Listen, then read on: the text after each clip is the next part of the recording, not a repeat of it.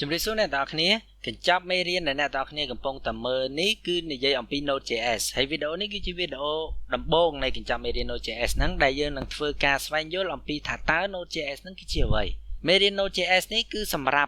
ប់តែអ្នកសិក្សាដែលធ្លាប់សិក្សាអំពី code Javascript ហើយប៉ុណ្ណោះបើសិនជាអត់ទាន់ស្គាល់ទេខ្ញុំអាចនិយាយបន្តិចឲ្យបាន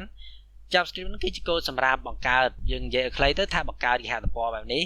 ដើម្បីបង្កើត website បែបនេះយើងត្រូវការ code ច្រើនតែក្នុងហ្នឹងមាន code Javascript នឹងមួយដែលត្រូវការចាំបាច់តំណងបើអ្នកទាំងអស់គ្នាចាប់អារម្មណ៍ការសិក្សាអំពី code Javascript អ្នកទាំងអស់គ្នាអាចមកសិក្សាបាននៅក្នុងគេហទំព័រ Khode.academy ហើយចុចនៅកន្លែងមេរៀននេះទៅនោះវានឹងបង្ហាញមេរៀនទាំងអស់ដែល Khode Academy នេះមានហើយសម្រាប់មេរៀន Javascript គឺមួយនេះប៉ុន្តែដើម្បីបង្កើត website មួយបានមិនមែនប្រើតែ Javascript មួយទេក្នុងនេះអ្នកអត់ឃើញអញ្ចឹង HTML មួយនេះក៏សម្រាប់បង្កើតគេហទំព័រដែរ CSS មួយនេះសម្រាប់រចនាសម្រាប់ធ្វើឲ្យវាស្អាតហើយ JavaScript នេះគឺបង្កើតអន្តរកម្មបើសិនជាអ្នកនរគ្នាចាប់អារម្មណ៍សិក្សាអ្នកនរគ្នាត្រូវសិក្សាតាមលំដាប់ដំបូងគឺ HTML ហើយ CSS ហើយបានមកកាន់ JavaScript នេះមេរៀននៅក្នុង Khode Academy នេះគឺសុទ្ធតែជាអក្សរទាំងអស់បើអ្នកនរគ្នាចង់សិក្សាអំពី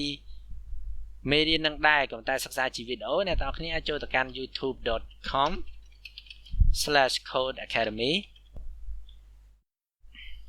នេះគឺជា YouTube channel របស់ Khode Academy website មិញដដែលនឹងឯងហើយក៏ជា channel របស់វីដេអូដែលអ្នកទាំងអស់គ្នាកំពុងតែមើលនេះដែរហើយមានមេរៀនជាច្រើនដែល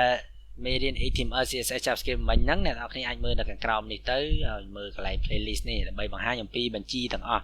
ខ្ញុំបានដាក់នៅខ្ចប់ស្រេចអស់ដើម្បីឲ្យស្រួលរៀនអ្នកទាំងអស់គ្នាចង់រៀន HTML ចូលមើល HTML នេះទៅនេះចង់រៀន CSS ចូល CSS ហ្នឹងទៅពេលចាប់ HTML CSS ហើយកុំភ្លេចចូលរៀនវីដេអូអនុវត្ត HTML CSS ហ្នឹងក៏អនុវត្តបានវាឆាប់ចេះហើយបន្តទៅរៀន JavaScript ចាប់ JavaScript ក៏មានវីដេអូសម្រាប់អនុវត្ត JavaScript ហ្នឹងដែរហើយចេះបានប៉ុណ្្នឹងហើយបានអ្នកទាំងអស់គ្នាអាចសិក្សាអំពីមេរៀន Node.js ជាមេរៀននៅក្នុងកញ្ចប់ដែលអ្នកទាំងអស់គ្នាកំពុងតែមើលវីដេអូមួយនេះឯងគឺនិយាយអំពី Node.js ឥឡូវយើងចូលមកឡែកទៅកាន់អ្នកដែលចេះ JavaScript ហើយវិញអ្នកដែលចេះ JavaScript ហើយឥឡូវខ្ញុំសន្មតថាអ្នកទាំងអស់គ្នាចេះហើយណាយើងនិយាយអំពីថាតើ Node.js នេះគឺជាអ្វី JS ហ្នឹងគឺ JavaScript ហ្នឹងឯង Node.js ហ្នឹងយើងអាចថាវាជាកម្មវិធីតែបើហៅឲ្យចំតំណងគឺជា platform មួយដែលដំណើរការកូដ JavaScript ដូចយើងដឹងអញ្ចឹងចូល JavaScript តាំងពីមកគឺវាដើរទៅលើ web browser ទេនិយាយចឹងខុសហើយមិនមែនតែនៅលើ web browser ទេវានៅលើកម្មវិធីដូចជា series Adobe Photoshop សម្រាប់កាត់តរូបភាព Adobe Premiere After Effects ខ្ញុំអត់សូវជាច្បាស់ទេអាហ្នឹងសម្រាប់កាត់តវីដេអូសេរីពួកមក Adobe ហ្នឹងវាមានកន្លែងមួយគេហៅថា script ដែល script ហ្នឹងវាមានសរសេរកូដហើយកូដទាំងអស់ហ្នឹងយើងសរសេរយើងប្រើ JavaScript នេះឯងអញ្ចឹង JavaScript មិនមែនប្រើតែលើ web browser ទេវាប្រើនៅលើ Adobe ហ្នឹងដែរហើយមិនមែនមានតែប៉ុណ្្នឹងទេវានៅផ្សេងពីហ្នឹងទៀតប៉ុន្តែយ៉ាងណាក៏ដោយការប្រើប្រាស់របស់វាមិនទូលំទូលាយទេហើយឥឡូវនេះយើងអាចប្រើប្រាស់ JavaScript នៅលើ Node.js នេះបានហើយ Node.js នេះយក JavaScript ទៅផលិតជាអីវិញ Node.js នេះវាយក JavaScriptទៅធ្វើជាកូដដែលប្រើមិនមែនសម្រាប់តែលើ web browser ទេគឺធ្វើជាគេហៅថា general purpose programming language បានន័យថា programming language សម្រាប់ទូទៅតែហ្មងទូទៅដូចជា Python ឬក៏ C ឬក៏ C++ ឬក៏ C# កូដទាំងអស់ហ្នឹងវាសិតជា series general purpose ដែលយើងអាចយកទៅប្រើធ្វើអីក៏បានដែរយើងយកទៅសរសេរកម្មវិធីសម្រាប់កម្មវិធីទូរស័ព្ទក៏បានកម្មវិធីកុំព្យូទ័រក៏បានឬក៏ដំណើរការនៅលើ server ក៏បានវាទូទៅតែហ្មងហ្នឹងណាហើយ Node.js នេះប្រើ JavaScript ហ្នឹងដើម្បីធ្វើការទូទៅបែបហ្នឹងឯងអញ្ចឹងហើយឥឡូវនេះ JavaScript មិនមែនប្រើតែលើ web browser ទេយើងប្រើធ្វើអីក៏បានដែរបង្កើតកម្មវិធីទូរស័ព្ទក៏បានដែរបង្កើតកម្មវិធីទៅឲ្យកុំព្យូទ័រតែហ្មងក៏បានបង្កើតជា web server ដែលដំណើរការនៅលើ server ក៏បាននិយាយរួមគឺធ្វើអីក៏តែបានដែរហើយតកតទៅនឹង Node.js នេះដោយសារតែលក្ខណៈរបស់ JavaScript វាអញ្ចឹងវាស្ទុះខ្លាំងមែនទែនតែហ្មងដោយសារតែបើកាលមុនដើម្បីបង្កើត website មួយយើងត្រូវ HTML CSS JavaScript ហើយអាហ្នឹងបានតែខាងមុខទេបានតែខាង client មើលទេសម្រាប់ server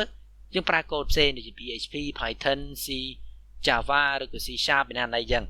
ប៉ុន្តែឥឡូវនេះយើងរៀន HTML CSS JavaScript យើងរៀនចេះ JavaScript អាកូដ programming language ហ្នឹងហើយយើងបង្កើតរូបរាងទៅឲ្យ website ហ្នឹងសម្រាប់ client ក៏បានបង្កើតសម្រាប់ខាងក្រោយសម្រាប់ server ក៏បានដែរអញ្ចឹងវាចំណេញយើងរៀនតែមួយអាចប្រើបានទាំងពីរអញ្ចឹងហើយបានជា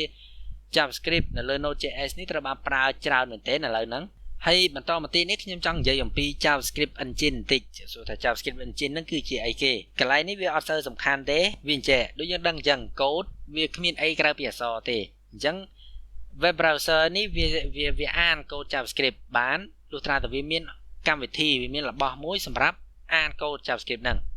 អញ្ចឹងរបស់ដែលប្រើសម្រាប់អានកូដ JavaScript ហ្នឹងយើងហៅវាថា JavaScript runtime ឬក៏ JavaScript engine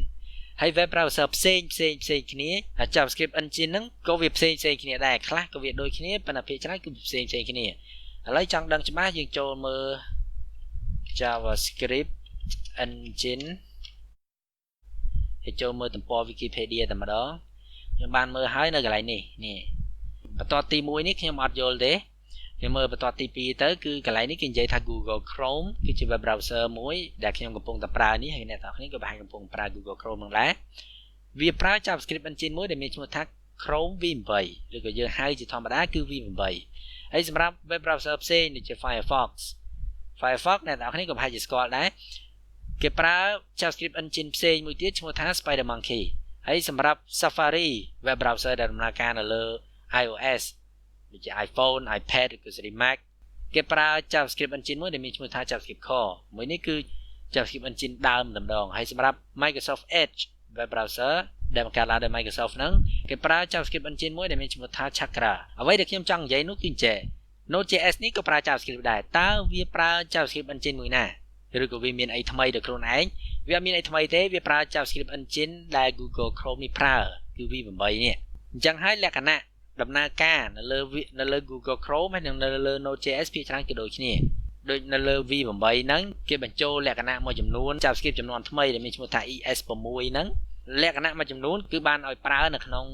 V8 ហ្នឹងហើយអញ្ចឹងនៅក្នុងនេះផ្ទាល់ Google Chrome ក៏យើងអាចប្រើបាននៅក្នុង Node.js ក៏ប្រើបានដែរវាអញ្ចឹងណាប៉ុន្តែប្រើនៅលើ Google Chrome បានមិនប្រកាសតែប្រើនៅលើកន្លែងផ្សេងដូចជា SpiderMonkey នៅលើ Firefox ឬក៏ Safari ឬក៏ Microsoft Edge បានដែរពីព្រោះអីវាប្រើ JavaScript engine ផ្សេងប៉ុន្តែសម្រាប់ Node.js និង Google Chrome ប្រើតែមួយអញ្ចឹងរបស់នៅ Google Chrome អាចប្រើលើ Node.js បានប៉ុន្តែរបស់មួយចំនួននៅលើ Node.js អាចប្រើលើ Google Chrome ទេព្រោះ Node.js លក្ខណៈរបស់វាទូលំទូលាយជាងហើយ Google Chrome គឺតែ web browser ហ្នឹងអញ្ចឹងឲ្យតែលក្ខណៈរបស់ web គឺអាចប្រើបានចំណុចដែលខ្ញុំចង់និយាយតាក់ទងទៅនឹង JavaScript engine មានតែប៉ុណ្្នឹងឯងឥឡូវបាននិយាយអំពី Node.js ហ្នឹងវាមិនហើយយើងធ្វើការដំឡើង Node.js ហ្នឹងឲ្យប្រើវាបន្តិចទៅដើម្បីដំឡើងបានយើងចូលស្វែងរកមើលពាក្យថា Node.js នេះមកទៅនៅលើ Google ហើយនេះគេហៅទំព័រ nodejs.org ចូលកន្លែងទំព័រ download នេះអ្នកទាំងអស់គ្នាអាចធ្វើការ download បានសម្រាប់ Windows ចូលកន្លែង Windows ទៅ Mac ចូលកន្លែង Mac ទៅហើយក្នុងការដំឡើងអត់អីពិបាកទេបើថាពិបាកខ្លាំងខ្ជិលអាងខ្ជិលអីនិចយកតែម្ដងទៅវាហើយធ្វើម៉េចបានដឹងថាដំឡើងបានជោគជ័យ Node.js ហ្នឹងវាអត់មានជាកម្មវិធីដែលមានរូបរាងឯណាណីទេវាដំណើរការនៅលើ terminal ហ្នឹងនៅលើ Windows គឺ command prompt ដែលយើងចូល start ទៅស្វែងរកពាក្យថា command prompt ឬក៏យើងបើក run start all ហើយ YCMD នេះទៅនេះគឺលឿននេះគឺ command prompt យើងអាចថាវាជា terminal នៅលើ Windows ហើយបើសិនជាយើងដំឡើង Node.js បានត្រឹមត្រូវយើងអាចប្រើប្រាស់ command node ទៅពេលចុចទៅនេះគឺវាចេញបែបហ្នឹងបើសិនជាវាដំឡើងអត់ត្រឹមត្រូវអត់មាន command node ហ្នឹងទេវានឹងចេញប្រាប់ថា node ហ្នឹងវាអត់មានណាណីចឹងណាហើយអាផ្លឹបនេះវាអីគេកន្លែងនេះវាដូចតែនឹងយើងសរសេរនៅក្នុង console នេះអញ្ចឹងកន្លែងនេះខ្ញុំសេ var a មានតម្លៃស្មើនឹង10 a គុណនឹង2 20នៅក្នុងនេះគឺដូចតែគ្នានឹងឯង var a មានតម្លៃស្មើនឹង10 a គុណ2 20ដូចតែគ្នាបើវាប្រើការបានចេះបានសង្កេតថា node របស់យើងដំឡើងបានត្រឹមត្រូវហើយមែនទេទៅយើងមិនដំណើរការនៅលើលក្ខណៈសេឆៅលើ command prompt បែបនេះទេយើងតែបង្កើតឯកសារហើយឲ្យវាបកប្រែពីឯកសារនោះវិញឥឡូវដើម្បីបិទពីកន្លែងនេះយើងប្រើ Ctrl C ម្ដងទៀតដើម្បីបិទឬក៏ប្រើចុច exit នេះក៏បានដែរខ្ញុំប្រើ Ctrl C ម្ដងទៀតទៅបិទហើយខ្ញុំចង់ចេះនៅលើ desktop របស់ខ្ញុំមាន folder មួយ folder test នេះគឺតែស្អាតអត់មានអីទេខ្ញុំបង្កើតឯកសារមួយមានឈ្មោះថា index.js ឯកសារ JavaScript ហើយខ្ញុំអត់សេអីច្រើនទេអញ្ចឹងខ្ញុំកែវានៅលើ notepad មកទៅស្រួលឧទាហរណ៍ថាខ្ញុំសេថា console.log welcome to Khode ខ្ញុំរក្សាវាទុកឥឡូវឧទាហរណ៍ថាឯកសារនេះមានកូដច្រើនជាងចុះដើម្បីដំណើរការកូដទាំងអស់ហ្នឹងដោយប្រើ Node តើធ្វើដូចម្ដេចអត់អីពិបាកទេក្នុង command prompt នេះឥឡូវនេះទីតាំងគឺស្ថិតនៅក្នុង C user ហើយឈ្មោះ username របស់ខ្ញុំ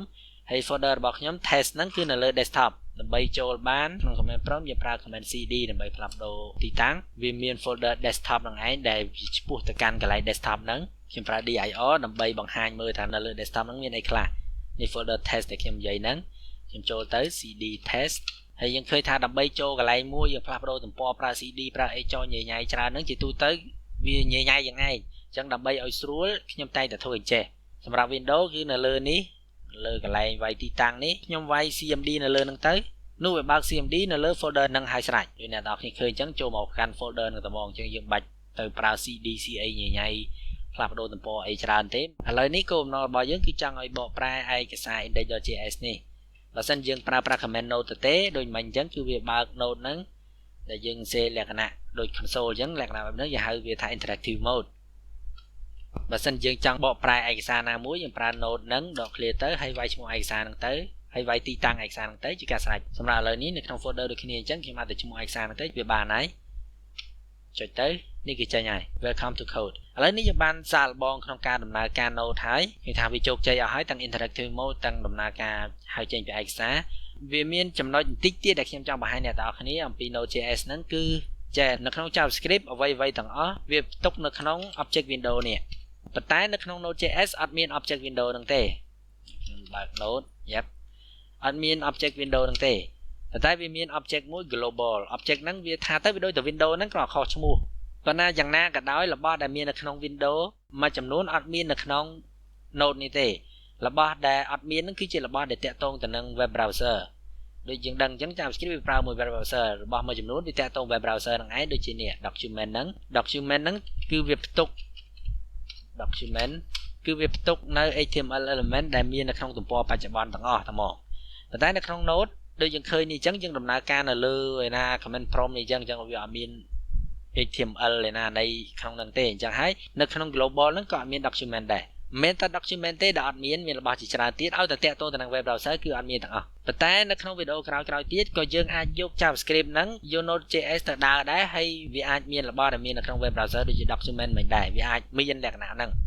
ធ្វើតែតែមកពីនេះវាអត់មានប៉ុន្តែយើងអាចធ្វើឲ្យវាមានអាហ្នឹងចាំដល់កន្លែងហ្នឹងដឹងហើយប៉ុន្តែឥឡូវនេះយើងថាវាអត់មានតែហ្មងទៅហើយលក្ខណៈមួយចំនួនទៀតដែលខ្ញុំចង់បង្ហាញអ្នកនរគ្នាដូចកន្លែងនេះអញ្ចឹង document ហ្នឹងជា property នៅក្នុង Windows យើងហៅវាបានយើងហៅ Window ហ្នឹងហើយហៅ document ហ្នឹងប៉ុន្តែរបស់នៅក្នុង Windows យើងអាចហៅដោយមិនសេ Windows ចុចបានដូចក្នុងករណីនេះ Windows document ហ្នឹងយើងអាចហៅត្រឹមតែហៅ document ចេះក៏បានដែរសម្រាប់ Node.js ក៏ដូចគ្នាដែររបស់នៅក្នុង global វាមានច្រើនជាទូទៅដើម្បីហៅយើងតែងតែប្រើ global ចុចហើយឈ្មោះនៃ property ហ្នឹងមួយទៅ set timeout ប៉ុន្តែវាដូចគ្នានឹង web browser យ៉ាងឯង web browser យើងអាចអត់សេ Windows ចុចបាននៅក្នុង Node យើងអាចអត់សេ global ចុចចេះបានអញ្ចឹងយើងអាចហៅត្រឹមតែ set timeout ចេះក៏បានដែរហើយមួយចំណុចទៀតដែលខ្ញុំចង់និយាយក្នុងវីដេអូនេះគឺតើតើទៅនឹង JavaScript ដែល Node.js នេះប្រើចង់បានន័យថាចេះខ្ញុំបិទ Node ដែលខ្ញុំប្រើសម្រាប់បង្កើតវីដេអូមេរៀននេះទាំងមូលហ្នឹងមិនមែនតែវីដេអូនេះទេគឺទាំងមូលគឺស្ថិតនៅក្នុងចំនួនខ្ញុំមើល Node ប្រើ option version នឹងដឹងពីចំនួនរបស់វាហើយនេះគឺ11ហ្នឹងខ្ញុំបាន check មើលហើយនៅក្នុង Node version 11ហ្នឹង JavaScript ចំនួន JavaScript ដែលវាប្រើគឺ ES5 អញ្ចឹងសម្រាប់ version ចំនួនថ្មីដូចជា ES6 ES7 7លេខ2017ទេហ្នឹង version ក្រោយៗហ្នឹងយើងអត់អាចប្រើវាលើ Node បានទេប៉ុន្តែលក្ខណៈមួយចំនួនរបស់ ES6 យើងអាចប្រើបានប្រើបាននឹងមើលកន្លែង documentation របស់វាទៅយើងដឹងហើយប៉ុន្តែយ៉ាងណាក៏ដោយធ្វើទៅបើមានរបស់ដែលយើងប្រើមិនបានវាអត់ត្រូវត្រង់ពីនេះដូច ES6 វាអត់ទាន់ត្រូវត្រង់ទាំងមូលហ្មងទេធ្វើតែប្រើបានមែនក៏វាអត់ត្រូវត្រង់ទាំងមូលដែរហើយ ES ចំនួនថ្មីទៀតដែលវាអត់ត្រូវត្រង់តែម្ដងហ្នឹងធ្វើទៅវាប្រើមិនបានមែនប៉ុន្តែនៅក្នុងវីដេអូក្រោយយើងនឹងសិក្សាអំពីការប្រើប្រាស់ JavaScript ចំនួនថ្មីទាំងអស់ហ្នឹងនៅលើ Node ពីដើមមកវាត្រូវត្រង់តែ ES5 ទេប៉ុន្តែ ES ចំនួនថ្មីជាងហ្នឹងក៏អាចប្រើបានដែរតោះតែយើងមានការតម្លើងណានៃតិចមួយចំនួនបើយើងប្រើបានអញ្ចឹងហើយអស់ហើយនៅក្នុងវីដេអូមេរៀននេះមានតែប៉ុណ្្នឹងឯងដែរចាំជួបគ្នានៅវីដេអូក្រោយៗទៀតអរគុណជម្រាបលា